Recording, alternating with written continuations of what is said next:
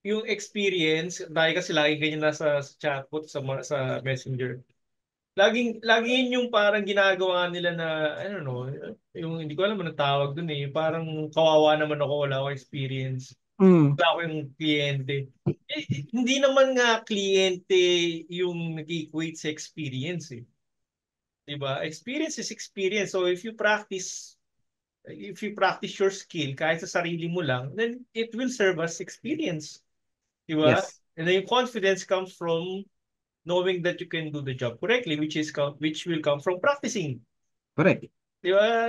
It is as simple as that. So, ganun pa rin. Ikot pa rin sa ganun. Mag-practice ka para alam mo na kaya mong gawin yung shit mo na tama. Di ba? Hindi Yun mo yun, kailangan ano, ng ganun kagaling eh. yun yun, Paul. Kaya dito sa course natin, di ba, meron tayong exercises per course. Opo. Di ba? Kasi yun eh, yun yung event, kung sakali lang ibebenta mo yung skill na yun yung papakita mo sa portfolio mo. Hindi man siya totoong dollar paying client, pero yung skill ng pagli-lead gen, skill ng pagde-data entry, legit yun. Kasi Yes. ginawa mo eh. Pre-practice mo eh, di ba? So, pwede mo Opo. yung pakita sa portfolio mo.